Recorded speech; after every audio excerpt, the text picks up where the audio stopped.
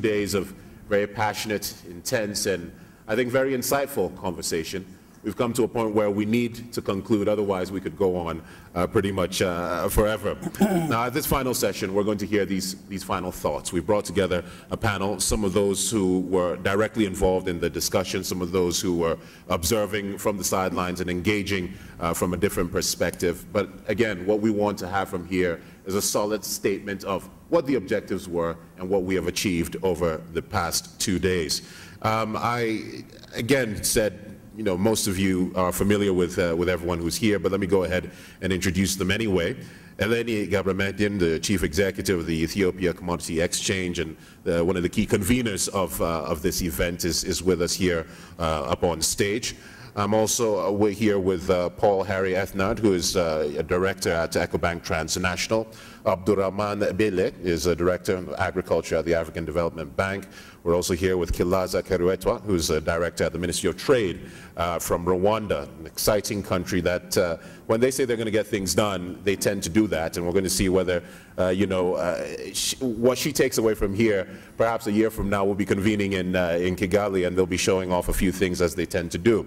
I would also like to welcome Brian Tembo, who is with the Zambia Agricultural Commodities Exchange. Let's give them a round of applause and welcome all of them for the time that they have spent with us. Eleni, let's start with that very simple question. You brought us here to Addis. What was the objective and have we been able to nail that?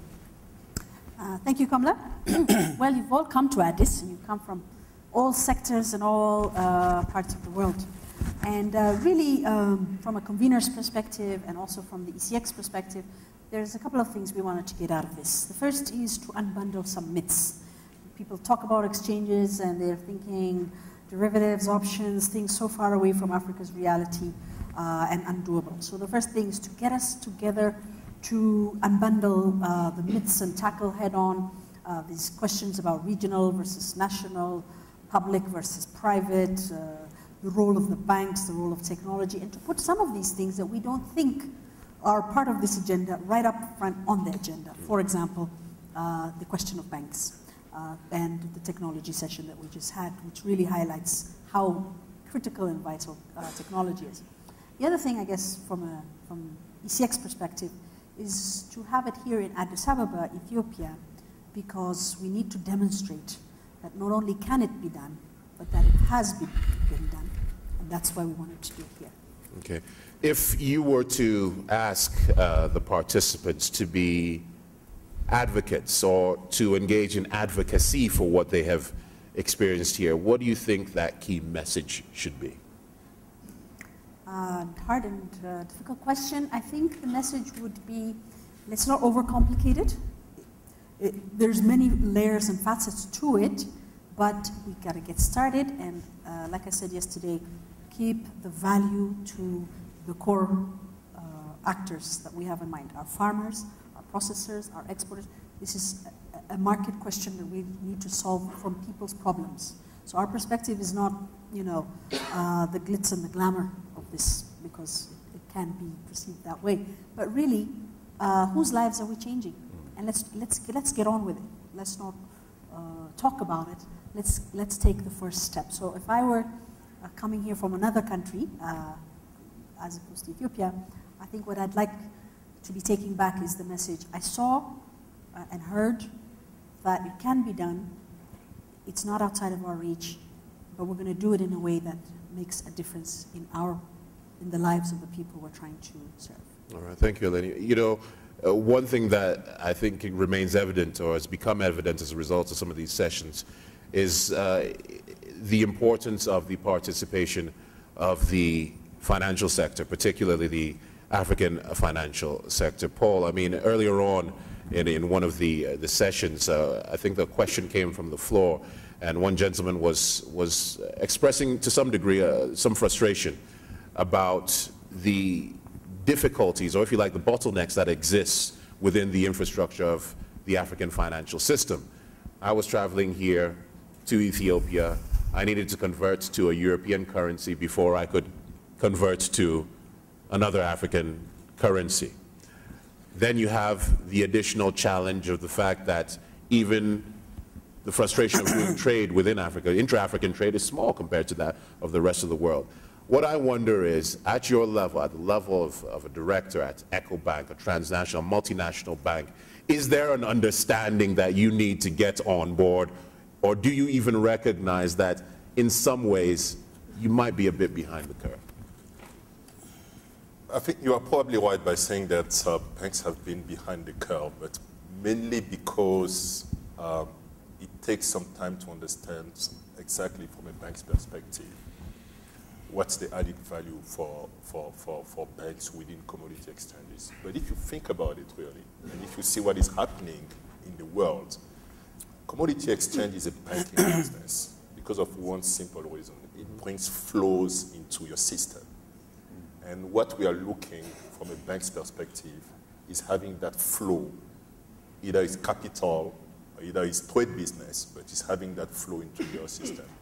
So I think that for us, it does make sense, and I think that we have understood from a EcoBank perspective that we need to be involved deeply in this initiative. But how are you going to address those bottlenecks that we speak There of? are two things that I think we need to do and that we will be doing. Okay. The first one is that I said it yesterday, we have a very interesting platform, a payment and transfer platform that we have set up across Africa. That payment and transfer platform basically give access to 18 currencies across Africa. And someone sitting in Kenya, for example, can transfer money or can make a payment in Lagos. Main objective now is to see how we can link that platform to the commodity exchanges, such as the one that we have in Ethiopia, or the one that we have in Zambia, or the one that we are thinking about having in on a regional level on the EAC. So that's one thing that we can do, which is very practical and which is doable, if I can say. The second thing is the issue of using the warehouse receipt as a collateral. And once again, I think that's what I'm going to do when I'm going to leave here, is to make sure that I engage our risk department, just to explain to them, do you know the warehouse collateral system? Do you understand it? How can we include that in our checklists? And how can we use warehouse receipts more as a collateral to finance? What I like to say, and which is very important in my view, is that commodity exchange is a comprehensive and inclusive solution to sort out different issues that you have in agriculture and in financing agriculture in Africa. So from a EcoBank perspective, you should be seeing clearly a deep involvement going forward.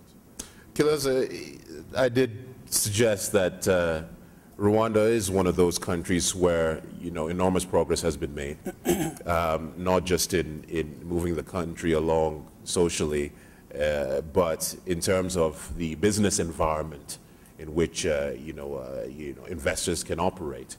I just wonder if after 2 days here in Addis, there are some key things that have stood out for you and you think will become the basis of conversations at the Ministry of Trade and elsewhere within government in Rwanda.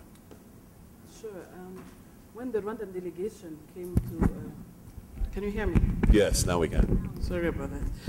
When we came to the convening, we had a checklist of things we wanted to, you still don't hear me. If you move it up slightly. Sorry about that. Yeah. Can you hear me now? Yes, as I was saying, when we came here to Addis for this convening of commodities exchange, we had an idea what a commodity exchange was, but we didn't really know what it would take for us to set it up. We had a political commitment to do it. We just needed to know a little bit more about the options, the prerequisites, and really the feasibility given our context in Rwanda. And we had a checklist kind of. So we've been ticking on our checklist, and we feel we are almost there in terms of what government should be doing to enable the private sector and the farmers to benefit from a commodity exchange. So things like the legal framework, as you said, we've been involved in a very ambitious business climate reforms program, and that involved a modern legal framework for business. We have a number of new business laws, and we are looking at a legal framework for commodity exchanges as well. So that's one of the things we're working on as a government to enable this. So this is actually work in progress as we speak? Absolutely. We have an interagency committee to set up this commodity exchange. We worked with ECX to kind of have an idea on how to set it up. So we already are advancing on this agenda. We have things that are not quite advanced, such as the infrastructure. We have warehouses in the country. Some are privately run, some are government run, but we're not quite there yet. We have a strong IT platform in place with fiber optic around the country. We think that is an opportunity for the private sector to tap into that and provide IT services for the commodity exchanges. So, Kileza, sorry to interrupt, but there's a very important point that you've raised, which I would like you to perhaps expand a bit more on, because when you travel around the continent and you speak to entrepreneurs, as we do on Africa Business Report, for example, sometimes the argument you hear is that the biggest bottleneck to progress for entrepreneurs is government. There's an inertia which sometimes is even difficult to comprehend because it is in their own interest to make these things happen. And again, Rwanda seems to be one of those rare examples where government is actually part of the process. How important is political will and political support for something that is essentially and has great value to the private sector as well? Yes, I think that's a critical component. And before we started, we were discussing about the Zambian experience, and I asked him, how did you do it and how differently should we do it? And he said the most important thing would be government involvement. I'm like, well, in our case, we are ready and set. We just need to get the private sector on board. So it's a little bit of the other side of the coin. And now our challenge is to really raise awareness and interest in the private sector so that they can also be part of this process. We want it to be a PPP, the ECX model, and eventually hand it over to the private sector to run it. But in terms of government involvement and commitment, it's there, it's proven, and we're just ready to get started. My last question to you, I mean, for the moment, is a question which I probably wouldn't ask to my fellow Ghanaian policymaker, which would be, do you have a time frame? Absolutely, we do. We're very committed in Rwanda. Sorry to any fellow Ghanaians here, but you know, we tend to be a bit, custodians of the status quo. Do you have a specific time frame on Absolutely, we do have a time frame. The Interagency Committee had given itself a year to roll the program out. So hopefully the next convening can take place in Rwanda, as you say. Okay, we will certainly look forward to that. We hope so. Brian, one of the conversations that has been particularly passionate and intense is the regional versus, domestic commodities exchanges and the rest. You're with the Zambia Agricultural Commodities Exchange. What's your takeaway from that conversation? And have you been able to, if you like, crystallize a position that perhaps your organization has on this? Yes, certainly. Well, maybe let me take you a step back and just, if you permit me, start from where my colleague from Rwanda left off. Last night at the dinner, there was a statement made by His Excellency the President of the country, which was music to most of our ears. The fact that the ECX was established with a full weight and backing of government and cooperating partners. The cooperating partners that supported the ECX also have a presence in Zambia and in several other countries. So if it has worked in Ethiopia, why can't it work in our respective jurisdictions? Now, following onto the question that you asked, in the case of Zambia, we are in a process of reorganizing the exchange to reposition it to give that value which the environment that we operate in is looking for. And one of the key issues I think that has come out of this convening is the issue of code sharing versus national airline. Okay. There is nothing in my mind that stops the ECX from looking at a stake in our exchange. And vice versa, it can be a share swap. The details can be discussed later. That allows us to properly code share. Because if we cannot look, first and foremost, the exchange, of course, exists to provide value to the market of a certain nature. But at the end of it all, it can also be, or ought to be a business as well. So if we do not see the value of investing into each other, It can be through equity, it can be through technical assistance, and any other means.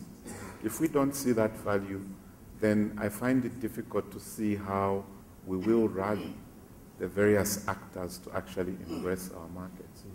So I think for me that is one key area that we should or ought to explore and help our markets grow and develop. But it does require to some extent that you will have to relinquish some of the control that you have as a national commodities exchange. You will cede some of that control to the other participants who you are suggesting should take a stake in that. And we do know that, you know, there are historical references to this, that relinquishing power is not something that tends to happen easily. Well, I think I can speak on behalf of my members and say we're already in that mode. Because I think the greatest challenge that Africa has is sharing. For some reason, we dislike or we utterly hate to share. And I think if we're going to play in the global market, that is something that we ought to look at. The other key issue that linked to that I think we've picked up is that we need to identify, you know, the key competences that everyone brings to the table, you know, and see how we can link that all up in a synergistic relationship, you know. So I think it might be different for other jurisdictions, but I think for ZAMES, we are already in that mode. We've made that decision. In fact, the exchange term for that is demutualize.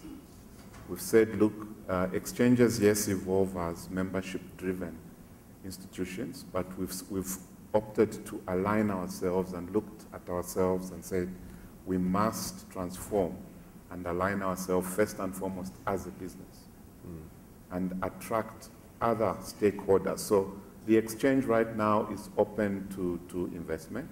And the other key issue is that we are working with the Securities Exchange in Zambia that is looking at taking a stake. So the issue of control, I think we passed that point. Can I jump in here? My view is there's no alternative actually for commodity exchanges. Yeah. We need to think regional. And we need to think regional for one simple reason. A commodity exchange brings together buyers and sellers, as well as creating a flow between regions with deficit and regions with surplus, right? So if you are a little bit visionary and you look beyond your country and look in Africa, you can see clearly that there is a massive opportunity with either regional commodity exchange or continental commodity exchange to create also that flow that you need. And you have to understand that a commodity exchange, one of the key deliverables also is to increase the trade between different regions. And I like to say this, Africa has been constantly growing in the last 10 years. But if you want to translate that growth into development, you need capital and you need trade. Trade means intra-Africa trade. It is too low. 10% of Africa trade is intra-Africa. You take Asia, it's 40%. Why can't we do more intra-Africa trade?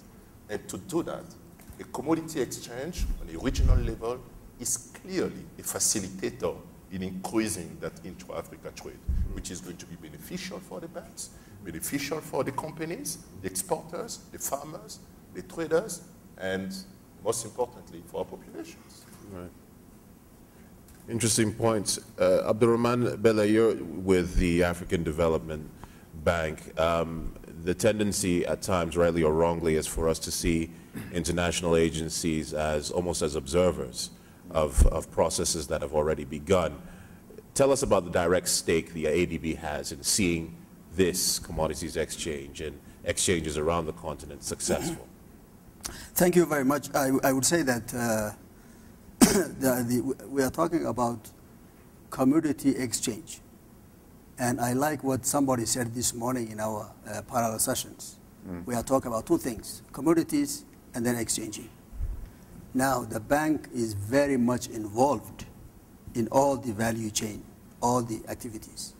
And it finances a lot of the activities, especially to address the issues of bottlenecks and constraints. The reason for us to come here is, there are a number of reasons for us to be here as African Development Bank. One, a lot of our regional member countries are asking us to assist them establish exchanges. So if we are going to consider assisting them, I think it is here that we have to ourselves inform ourselves what is happening. The second reason is there is a community and there is exchange. And when you see the list of invitees, it covers everybody. Everybody is coming here. And when you listen to all the sessions we had, there is not a single area that's not covered, well covered. And I want to thank you very much for doing that. So we want to also see what stakeholders think about the linkages from the production point, farm gate, all the way to the exchange. And we have learned a lot from this. So the bank, as you know, invests a lot of money in agriculture. But I want to say that the investment the bank makes depends on the government's own prioritization, its own vision, its own strategy. Not only do we therefore finance programs that the government submits, but we also assist them putting together those programs, the PRSPs as they call, Poverty Reduction Policy Papers. So we are here in the farm gate, we are here in the exchanges, we are here developing and removing bottlenecks. So we are happy to really be here, and we have learned a lot. I will leave the rest for the discussion. I can't help but have to say one thing about the regional versus national. My concern is, and I think what we have to be very clear about is, since we are talking about commodities and exchanges, that the commodity side is real. This is not about financial flows per se. Yes. Of course, financial flows are very important, but at the end of the day, there is a very important nuts and bolts, brick and mortar aspect to this. That commodity has to be put on trucks, and it has to be put on roads, and it has to cross borders. Yes. And it's got to pass customs, and so on and so forth. So, for example, right next door we have Kenya, which has a structural deficit in maize. A few years ago, I calculated the parity cost. The parity price arrived in Nairobi from Addis Ababa because we had a surplus, Nairobi had a deficit. It costs $150 per ton to export or to transport from Addis Ababa to Nairobi. Yes. It was cheaper that year for Kenya to import grain from Argentina, the year that we had a surplus here next door. That's because the roads and the export tariffs have to be addressed. So my concern is regional, yes, we have to get there. But in the meantime, shouldn't Kenya be serving its own farmers to trade between Kisumu and Eldoret, Nairobi and Mombasa? Of course they should. Shouldn't Ethiopia be developing its own network to serve its own farmers? Of course it should. While we're doing that, we keep that regional picture in mind. And we will get there, but not at the expense of starting at the right place. Then some would argue, though, that rather it is in the interest of all those collective governments to have a single plan for the kind of infrastructure that you speak of. Why have a plan to build roads and connections between important trading cities and towns in Ethiopia, when the real agenda should be a transnational superhighway for the transport and movement of goods? I think this national versus regional, we always debate this. As far as we are concerned, I think they are both important. They are both important. But one is the foundation of the other. One is the foundation of the other. You cannot build a second floor of a house without putting the foundation, strong foundation. And the strong foundation is the national level. Now, my colleague talked about inter-trade Africa, intra-trade Africa. Now, we can talk about inter-country trade. And here we see countries where there is a surplus food on the other side of the mountain, and on this side of it is very real. It's very real. On this side, drought, people are dying. And you just cannot get access to that food. Simple access roads and information availability is very important. So I would say Africa has many countries that are landlocked. There are many countries that are same kind of groups of people. There is nothing big separating us, but these are nations. And national policies at the national level must be made robust enough. A vision has to be robust enough. Tactics and strategies to implement them must be robust enough. And then and only then can you move to the other side. Look at the criteria for joining the European Union. You have to do X, Y, and Z before you come.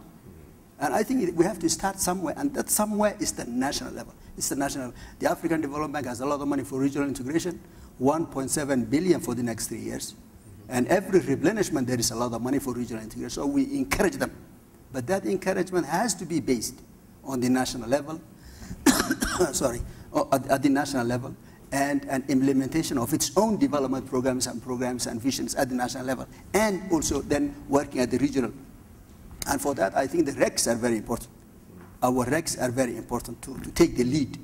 And I hear that,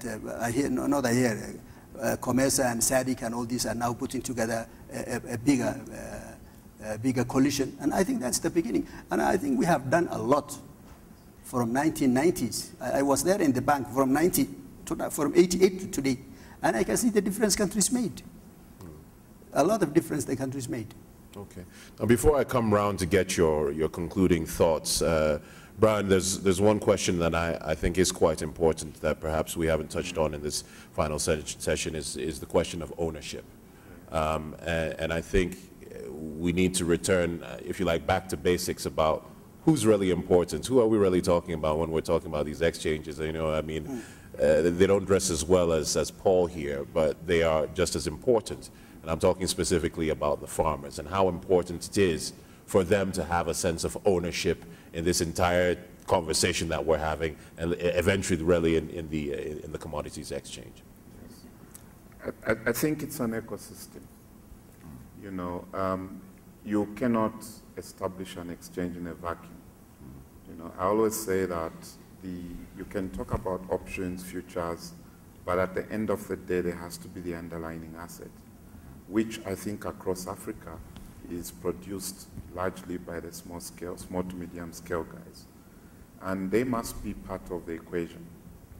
And when we talk about, I think one of the takeaways from all this is, you know, the marshalling of all the various stakeholders. In Zambia, for instance, maybe because of the track record that we've developed, the Farmers Union, for instance, is saying, you know, we're interested in your reorganization because we'd like to invest and become a stakeholder. And clearly that's the sort of approach that you'd want. If you look at the Rwandan case, excellent situation that they found themselves in, where the government has said, this is a good idea, we want to do this. And now they are getting the private sector to come on board and buy in and be part of the process. So I think it should be viewed as an ecosystem with various actors that can be brought together. Much earlier there was a panel discussing farmers and their role and involvement. And Prince from Malawi was saying farmers don't feel that they have access to this information about exchanges. You know, they like the idea, but they feel left out. And I think that's one key area, awareness, awareness, awareness. Because you might be centuries old as an exchange, but I think the area of awareness, because what we also must understand, I think, as Africa, is that the commodities exchanges, at least in our case, we've discovered that, also tend to be social change agents. Yes. You know, so there's a complete shift that has to take place, and you have to carry along everyone else. That first, agriculture is a business. You know, that governments always have a role to play. You know, if they stick to their respective competences. And then, in my optimistic view of the future, everyone else, I think, will find their fit. So you're confident that, say, a year from now, 2 years from now, we will be able to look back on this conference and say that it really was the spark or the beginning for something, I would say, perhaps a bigger platform for, as an agent of change, I suppose, using your own words, across the continent? I would say so. I'll have a different perspective, but it Please, agrees share with your question. A year from now, I probably see ourselves meeting in Kigali, Okay. looking at what Rwanda has achieved. And the year after that, we'll probably be in Lusaka.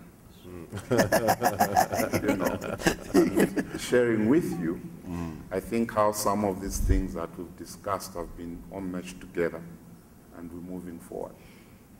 Paul, your final thoughts? I'd like to put this into context. I think that there's a need to be very optimistic about commodities in Africa. 10 years ago, if we had this conference, I think that we will have probably less people in the room and less commitment even from the different stakeholders.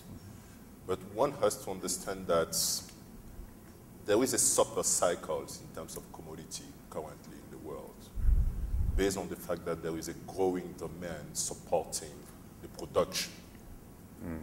And Africa is part of that production story. And commodity exchange is just an enabler to increase that production. Okay? So we need to put that into context. In terms of timing, this is the perfect timing to try to develop commodity exchange in Africa. Perfect timing. There is a super cycle. We should be expecting 10 years more of that window of opportunity to make sure that the Africa growth story is not only a growth story, it is also a development story. So mine is very optimistic in terms of outlook for commodities in Africa, and especially for commodity exchanges. Abdurrahman Bele, your final thoughts as we... I would say, Mr. Chairman, that I think we have done a lot and we are moving forward. And next year, I look forward to a bigger place and bigger things and more experience. And I think we'll build on what we have. I would however say that increasing our production, productivity, appropriate policies in place, upstream are extremely important. We have plenty of land. Everybody says that Africa is rich and potentially good. Somebody said you cannot eat potential. Convert it to goods that can be useful. Our productivity per square kilometer hectare is very low. Our irrigated land is very low. Everything is very low. And therefore, I think we have to put a lot of emphasis on these particular areas. Finally, I would say that to the extent that we fund out of government strategies, I would urge governments to look into their strategy and see how agriculture features in their strategies. And secondly, when you look at that, you look at your own budget, annual budget, and see how much of that goes to agriculture. Because I think all these things feed to the commodity exchange. I think we have investment in African agriculture that has been going down instead of going up. And I think we should really upstream do something about these things. We have to decompartmentalize our nations at the national level and have accessibility, mobility of goods and services, and put emphasis on that. Brian. Oh, sorry, I got carried away with it. Yes, I think I agree with what Paul has said. And I think it's always nice to start from, what we have before our eyes. Personally, I would like to have audience with EcoBank and make sure that EcoBank in Zambia is the lead bank in pushing the agenda that we've discussed about or talked about here in terms of the warehouse receipt financing, development of warehouses. And then also, I think what someone said from Kenya, is it Equity Bank? Engaging farmers, not necessarily organizing them, but engaging farmers, talking to them about these concepts. Then the other thing I think that I would also love to see is that now that we've heard that the AU endorsed commodities exchanges and that there's a task force which has commodity exchanges represented, it would be nice to find out which commodities exchanges are represented on that. But I think beyond that, be able to go to my government and say, at the AU level, you endorse this concept. So let's hit the ground running. And these are the things that we need from you. Let's agree what the action points are. Let's agree deadlines, and let's do it. Let's do it. Kilaza. I also would like to agree with what Paul has said and the Zambian experience as well, that the time is now. I think we have a window of opportunity where all the stakeholders find themselves in a position to move quickly. We have the banks ready to be more aggressive into the agricultural sector. We have governments, at least in our region, mostly with agricultural surpluses that don't really know what to do with. We have the EAC Secretariat in our region that has committed to facilitate linkages between the commodities exchange. So I think there's really no excuse not to do it. So let's get started.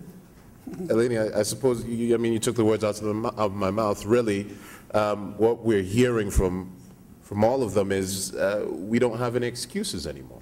And hallelujah to that. I was just thinking as everybody was talking about the very first thing that you all saw when you came to this convening, which is the entry walkway. And along the two sides of that corridor, you saw tables with banners listing the countries that are interested or engaged in this. And of the 10 tables that are out there, there are 2 and maybe 3 that actually have a platform where trade is actually happening. Ethiopia, of course, as you know, Zambia, Malawi, and I think our friends in Uganda have been having their struggles. So we saw more people, more tables aspiring rather than actualizing. Yes. So what I would like to see, wherever we meet next year and the years beyond, is a walkway, virtually or in real place, where in fact we have vibrant exchanges, where trade is happening, where farmers are participating, where banks are investing, where not only banks and technology providers, but also transport and logistics and warehouse providers are key actors. And then getting to a place where we're going to start talking about the next step, which is that we're going to cross-list on each other's exchanges. We Ethiopians have every interest to capture markets in Kenya and Rwanda, and Tanzania, and Zambia, and Malawi. And why not Ghana and Nigeria? We can do it. But to cross-list, we need our own vibrant systems in place and connecting those things. So I hope that this momentum doesn't get lost. I was very excited when Paul Harry pulls out a piece of paper and starts taking notes when Zambia says that they want to talk to EcoBank. So if nothing else, I think we all have our notes that are going to propel us forward. So that's what I hope happens next. Eleni, one more question, and it's for you really, because in many regards, those who have been at a distance and watching the evolution of the commodity exchange here in Ethiopia have not really had the opportunity, because there hasn't been a session for it, where you can speak more about the personal experience in something like this. And I ask this question because one thing is clear. Throughout history, the control of resources has been a very contentious issue. Africa for many, many decades has been a provider of resources, but the actual control of the resources and the pricing of that resource has not been in our control.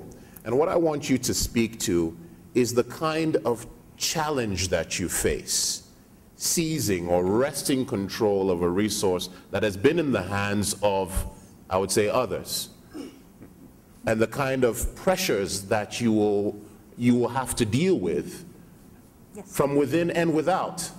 the moment you say you are going to take control of something that traditionally has been in the hands of, being bluntly, non-Africans? Yes. Well, those who know me know that I often say that this is not an area for the faint-hearted. Setting up these markets, for my friends around the continent, really is something that takes a personal, deep commitment, and I think a strong understanding of political economy, both globally and nationally. When I look back at what we tried to do and ended up doing, it's really about changing the nature of the game, changing the way the game is played, starting with the domestic game, because when you have a price board where everybody sees the New York price, that just changes the way the game is played. When you have access to people across the country and you're a farmer on one end of the country, it changes the way you negotiate in your local market. So there are a lot of people that don't want the game to be changed. So I think that's one aspect. But the other, and I had actually underestimated it, to be frank with you, Kamla, I had absolutely underestimated. You didn't know what you were getting into. Yes. I think, coffee is the second biggest commodity traded after oil in the world. And to be frank, I had not quite anticipated fully the extent, or let's say appreciated, the extent to which a producing country such as ours, standing up to this giant coffee industry, the giant global coffee industry, what it would cost us as a country, and me personally, I'm pretty sure I had not appreciated, and probably maybe would have feared to even start had I known. So it's a good thing. Ignorance is bliss, I think. That said, though, one of the things I did a few years ago, maybe 10 years ago, is look at an UNCTAD report with a map, a world map, with dots where the exchanges were. And it looks very similar to that electricity map that somebody was talking about yesterday. So you got exchanges, hundreds around the world, Asia, Europe, Latin America, North America, and just a couple of dots at best in Africa. So obviously that was the gap that brings us all here today, is that the world, this is Africa's time to take our place on that global map of commodity. So for your message for those in our audience who are planning to take or to follow your footsteps, for want of a better expression, your word of advice is? Do it. Do it. Do it. Do it. That's it. Just do it. Just do it. Do it.